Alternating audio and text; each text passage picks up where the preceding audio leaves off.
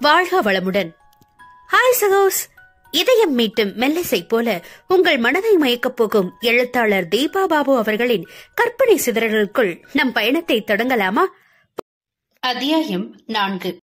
பாட்டியின் போதனையால் நிறைமதியை குறைவாக மதிப்பிட்டே வளர்ந்து வந்தான் மன்வந்த். இதில் தங்கள் வீட்டினரால் அவனுக்கு பழக்கப்படுத்தப்பட்ட உயர் வகுப்பு சுகாதார பழக்க வழக்கங்கள் எதையும் நடுத்தர நகரில் வசிக்கும் அவள் கடைபிடிக்கவில்லை எனவும் அவன் மனதில் மிகவும் தரம் தாழ்ந்து போனாள் சிறுமி. இந்த முறை இவர்கள் ஊருக்கு கிளம்பும் பொழுதே பேரனை தனியாக அழைத்து தேவையில்லாத அறிவுரைகளை எல்லாம் அவன் மூளையில் உருவேற்றி அனுப்பி வைத்திருந்தார் அலமேலு. போன ஸ்கூல் லீவுக்கு உங்க பாட்டி வீட்டுக்கு போய் கண்டதையும் சாப்பிட்டு வந்து உடம்பு முடியாம போய் ஒரு தங்கச்சி 10 நாளைக்கு இங்க படுத்த படுக்கையா எல்லாத்தையும் போட்டு வழி பண்ணிட்டா. இந்த முறையும் அப்படி ஏதாவது நோய வழியே இழுத்துட்டு வந்துட போறா. அவளுக்கும் சரி உன் அம்மாவுக்கும் சரி, நான் சொல்றது எதுவும் மண்டையில ஏறாது. அங்க போன உடனே தங்க வசதிக்கு தகுந்த மாதிரி நடக்க ஆரம்பிச்சிருவாங்க. நீதான் பெரிய பையன், கொஞ்சம் பொறுப்பா இருந்து உன் தங்கச்சிய பாத்துக்கணும், புரியுதா? அப்புறம் மறந்துட்டேனே, திருவிழாவுக்கு வேற போறீங்க. அங்க அந்த சின்ன குட்டி தெருவுல விக்கிற கண்ட தின்பண்டத்தையும் வாங்கி சாப்பிடும். அதை இவளுக்கு வேற கொடுத்து தொலைச்சிட போறா. அவள்கிட்ட ரொம்ப கவனமா இருந்து யோகிய பாத்துக்கோ என்ன என்று அனுப்பி வைத்தார்.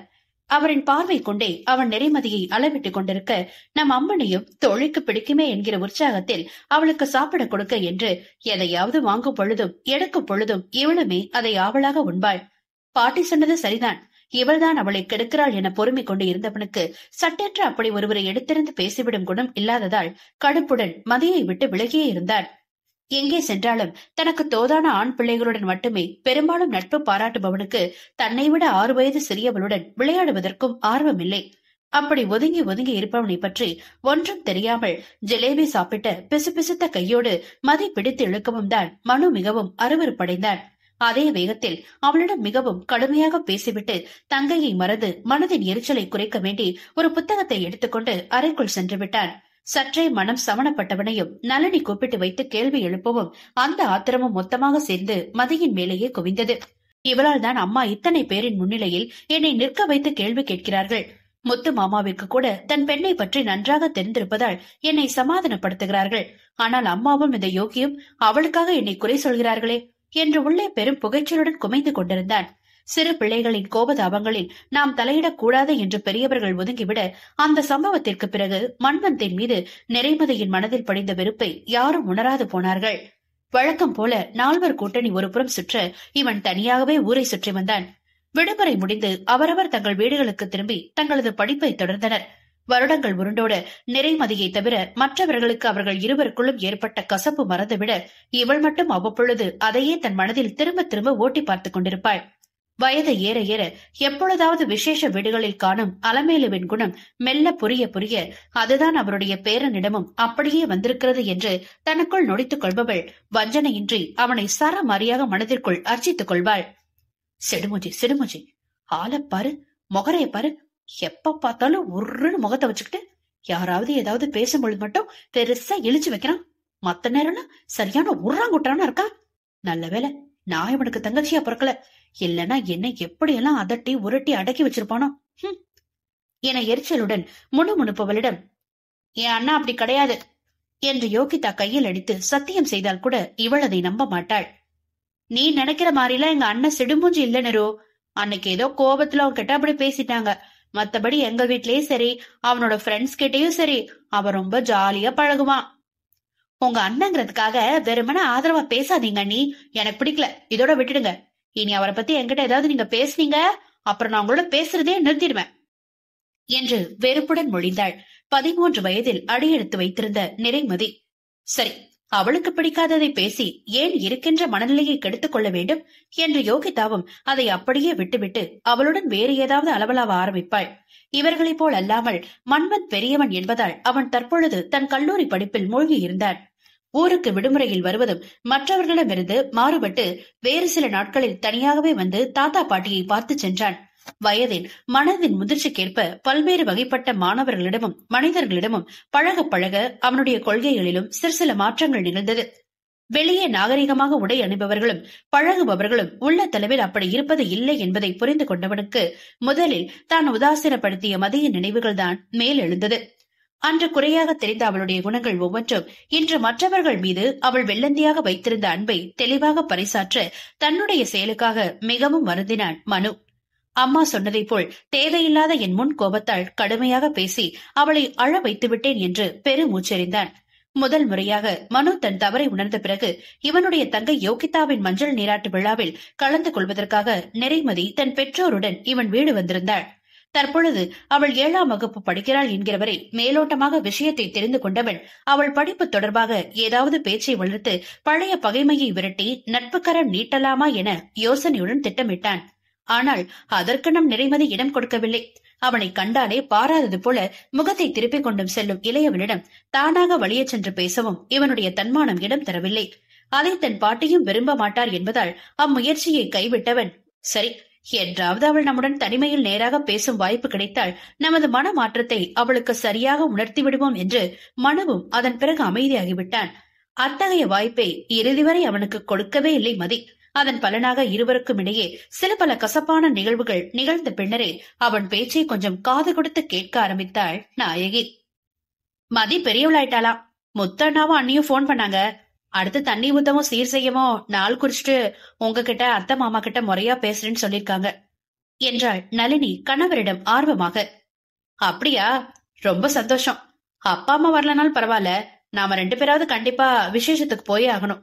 நம்ம யோகியோட சடங்குக்கு அவங்க குடும்பத்தோட வந்து மரியாதை செஞ்சாங்கல்ல என்று சம்பத் கூற நளினிக்கு உண்மையில் பெரும் மகிழ்ச்சி. ஆனால் மருமகளின் உற்சாகத்திற்கு அணை போட்டார் அலமேலு. 2 நாட்கள் கழித்து முத்துவிடமிருந்து மதியின் விசேஷத்திற்கு வரவேண்டி அழைப்பு வரவும் வீட்டில் தன் பஞ்சாயத்தை ஆரம்பித்து விட்டார் அவர்.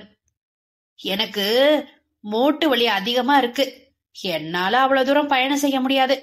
சம்பத்துக்கு தான் திடீர்னு ஆடிட்டிங் வந்துருச்சுன்னு சொல்றானே, அப்புறம் என்ன, நீ ஒண்ணு தனியா போவேனா, எல்லாம் அடுத்த மாசம் பொறுமையா போய் மொத்தமா சீர் செஞ்சுக்கோ.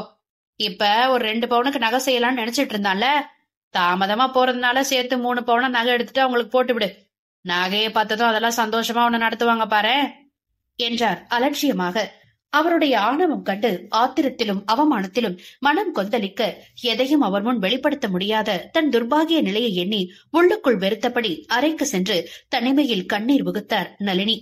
சம்பவத் இவரை நிச்சயமாக அழைத்து செல்வார் என இவரை ஆசையுடன் காத்திருக்க எதிர்பாராத விதமாக அவருக்கு மதியின் விசேஷ தினத்தன்றே ஆடிட்டிங் வந்து அமைந்தது பெரும் துன்பமாகி போனது. விடுமுறை கிடைக்காத காரணத்தால் அவரால் கிளம்ப இயலாத சூழ்நிலை ஏற்படவும் எப்படியாவது அம்மாவிடம் பேசி மனைவியையாவது அங்கே அனுப்பி வைக்க முயன்றார் அவர். ஆனால் அலமேலு மகனின் பேச்சை காதில் வாங்காமல் தன் முடிவே இறுதி என முடித்து விட்டார். சங்கடத்தில் மாட்டிக்கொண்டு தவித்தவிடம் மனைவியும் பாராமுகமாக உம்மென்று இருந்தார். எல்லாம் அறைக்குள்ளேதான். வெளியே இப்படி நடந்தால் மாமியாரின் குத்தல் பேச்சு இவரை தாண்டி பிறந்தகத்திற்கும் செல்லக்கூடிய வாய்ப்பு இருப்பதால் இவர் அமைதியாகத்தான் இருந்தாக வேண்டியிருந்தது. நளினியின் உணர்வுகளுக்கு மதிப்பு கொடுத்து அவரை விட்டு விலகி இருந்த சம்பத் மகளை அனுப்பி தன் கண்ணீரில் கரைபவரை சமாளிக்க வேண்டியிருந்தது. இந்த வாரம் நாமக்கல் போகலாமா என்று தன்மையாக கேட்கும் கணவரிடம் பேச வெறுப்பாக இருந்தாலும், போகலாமா இல்ல, நான் மட்டும்தான் போறேன், அதுக்கு மட்டும் எப்படியாவது உங்க அம்மா கிட்ட எனக்கு அனுமதி வாங்கித்தாங்க என்றார் சுவற்றை வெறித்தபடி. நளினி, நான் பிளீஸ் வேணாம், இதுக்கு மேல அத்தை மாதிரி என்ன நகையை சேர்த்து செய்யலான்னு சொல்லி சமாதானப்படுத்த ஏதாவது பேசி அவங்களை அவமானப்படுத்தாதீங்க என்றார் கண்களில் கரகரவென்று நீர் வழிய. நளினி, என்னது, நான் என்னைக்காவது குமேரசனை விட முத்துவ குறைவா மதிப்பிட்டு பேசியிருக்கேனா? அப்படி இருந்தா ஏதாவது ஒரு உதாரணம் சொல்லு பாக்கலாம். அம்மாவோட தப்புக்கு எனக்கு நல்லா புரியுது, அப்படியே ஏத்து பேசாம இத்தனை வருடம் வாழ்ந்துட்டேன். நீயும் என்கிட்ட அப்படி கோவிச்சுக்கிட்டா நான் என்னமா செய்ய முடியும் என்றார் சம்பத் வருத்தமாக. நளினி பேச்சின்றி அமைதியாக இருக்க அவர் கைகளை பற்றி கொண்டவர், பிளீஸ்மா, நானும் உன் கூட ஊருக்கு வரேன், 2 பேரும் சேர்ந்து போய் வந்தாதானே அம்மா சுலபமா அனுமதிப்பாங்க என்றார் கெஞ்சலாக. முகத்தை துடைத்துக் கொண்டவர், சரி, ஆனா நான் மதிக்கு செய்ய நினைச்ச 2 சவரன் சங்கிலி மட்டும் வாங்கலாம். அத்தா அவங்க குறைவா மதிப்பிட்டதுக்காக அதுக்கேத்த மாதிரி 3 சவரன்லாம் வேண்டாம் என்றார் இறுக்கமாக. அவ்வளவுதானே, சரி என்றார் சம்பத் நிம்மதியுடன். அந்த வார ஞாயிறன்று நளினி வருவதாக கூறியிருந்ததால் காலை சிற்றுண்டிக்கு ஏற்பாடு செய்து கொண்டிருந்த மனைவியிடம் தயக்கத்துடன் சென்று நின்றார் முத்துக்குமார். கணவனை திரும்பி பார்த்த ஜோதி புருவங்கள் சுருங்க, என்னங்க என்றார். ஜோதி, நளினியும் மாமாவும் வந்து போறவர ஒரு வார்த்தை கூட அவங்க மனசு சங்கடப்படும்படி நீ எதுவும் கேட்டுடாத. எனக்கு மட்டும் அது தெரியாதா என்ன என்று மெதுவாக முகம் சுடுங்கியபடி தன் வேலையை தொடர்ந்தார் அவர். இதுவே குமரேசனுக்கு பொண்ணு பிறந்து அவங்க விஷயத்தை செய்யும் போது நளினி குடும்பம் இப்படி போகாம தவிர்த்திருப்பாங்களா? அந்த வருத்தம் நியாயமானதுதான். ஆனா நளினியே அந்த அத்தையால ரொம்ப மனசுடைஞ்சு போயிருப்பாங்க. இதுல நாமும் நம்ம பங்குக்கு அவங்கள தேவையில்லாம வேதனைப்படுத்த வேணாமே. நீ எந்த கேள்வியும் கேட்காத. அவ வந்து பிள்ளைக்கு என்ன செய்யறாளோ அதை சந்தோஷமா செஞ்சுட்டு போகட்டும் என்றார். என இகழ்ச்சியாய் உதட்டை வளைத்தவர், ஏதாவது தங்க நகை வாங்கிட்டு போ, அவங்க அமைதியா விடுவாங்க. அப்படி அந்த அம்மா நம்மள மட்டமா சொல்லியே அனுப்பி வச்சிருக்கோம். மனுஷங்களை கூட பணத்தை வச்சு எடை போடுற, அப்படித்தானே அவங்க அளவிடுவாங்க என்றார். கண்ணோரம் லேசாக சுரந்த வெளிநீரை அடக்கிக் கொண்டு. முத்துவிற்கு மட்டும் அது தெரியாதா என்ன? தன்னுடைய தன்மானத்தை ஓரங்கட்டி வைத்து தன்னை நேசிக்கும் உறவுகளுக்காக மட்டும்தானே இதை சகித்துக் கொண்டிருக்கிறார் அவர். தான் கொஞ்சம் தயங்கி முகம் திருப்பினாலும் அது பொன்னையன், நவநீதம், குமரேசன், நளினி என்று தான் பாசம் வைத்த உறவுகளை தானே பாதிக்கும். இவையெல்லாம் அந்த பக்கமாக தன் அன்னையிடம் எதையோ கேட்க வேண்டி வந்த நிறைமதியின் செவிகளில் சரியாக விழுந்து அக்குடும்பத்தின் மீது இன்னமும் அவளுக்கு வெறுப்பை கூட்டியது. அத்தை வருகிறார் என்று புது பாவாடை தாவணியில் அவளை ஜோதி அலங்கரித்து வைத்திருக்க மனதில் குமுறும் எரிச்சலை வெளிக்காட்டாமல் அமைதியாக உள்ளே அமர்ந்திருந்தாள் பெண். வீட்டிற்கு வந்தவர்களை முத்துவும் ஜோதியும் இன்முகமாகவே வரவேற்க நளினியும் சம்பத்தும் சற்றே தயங்கிய புன்னகையை சிந்தி சங்கடத்துடன் உள்ளே நுழைந்தனர்.